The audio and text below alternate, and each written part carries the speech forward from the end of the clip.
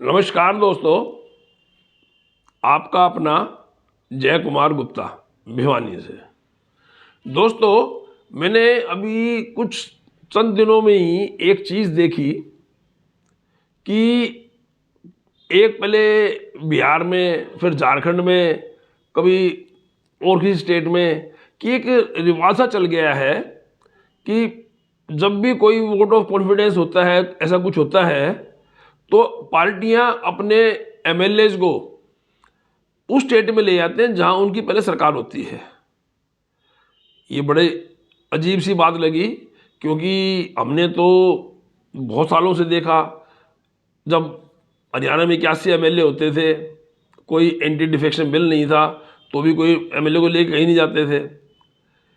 ये सोचने के बाद मालूम पड़ा कि पार्टियों को अपने जो एमएलए हैं, जो उनके विधायकगण हैं, उनके ऊपर विश्वास नहीं है।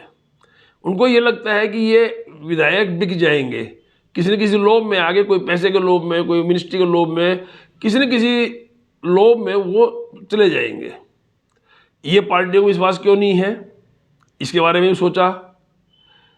ये निकल के आया कि आजकल ये जो टिकटें जो बांटते हैं, इनका क्राइटेरिया सिर्फ और सिर्फ, केवल और केवल ये नहीं होता कि भाई ये हमारी पार्टी का बहुत पुराना वर्कर है, या लोगों का सामाजिक कार्य करता है, या लोगों के बीच का आदमी है, या इसकी रेपुटेशन अच्छी है। सिर्फ ये होता है ये पैसे वाला कितना है। चाहे वो बदमाश हो, पैसा कैसे कमाया उसने, चाहे बदमाशी से कमाया हो, चाहे वो स्मगलिंग करके कमाया हो, चाहे वो रियल्टी से भूमाफिया हो, चाहे शराब माफिया हो, कुछ भी हो, उसके पास पैसा है तो वो पार्टियों को पैसा देता है और टिकट ले आता है और वो एमएलए बन जाता है। अब उसका पार्टी से कोई लेना देना नहीं होता। और जब ये ऐसी नौबत आती है कि कोई वोट ऑफ कॉन्फिडेंस है या कोई सरकार बनने के है, कुछ ऐसा है, तो पार्टियों को ये पता है कि भाई ये तो हमारे को पैसा दे के आया था, तो ये इसका कोई पार्टी की विचारधारा से कोई सरोकार नहीं है। इसका सरोकार तो पैसा है, ये लोगों की सेवा करने नहीं आया, ये तो व्यापार करने आया है।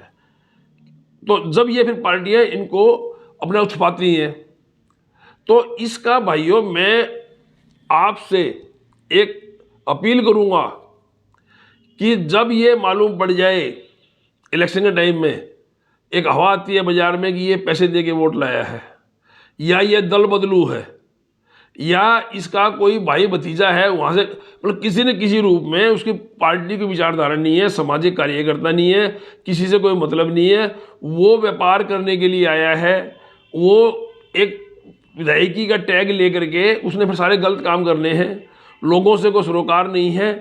तो ऐसे आदमी को बिल्कुल टोटल इग्नोर करो, उसको ना तो वोट दो ना सपोर्ट दो, और उसको अपनी गली मोहल्ले में भी मत आने दो, तभी ये चीज़ सुधर सकती है। अदरवाइज तो आप जो देख रहे हो कि आज वोट लेने के बाद में आप उसके दरवाजे खड़े रहते हो और वो बात करना पसंद नहीं करता, और आप दुखी रहते हो। गली मोहल्ला कोई भी काम हो, किसी टाइप का भी काम हो, हर जगह दुखी होना पड़ता है।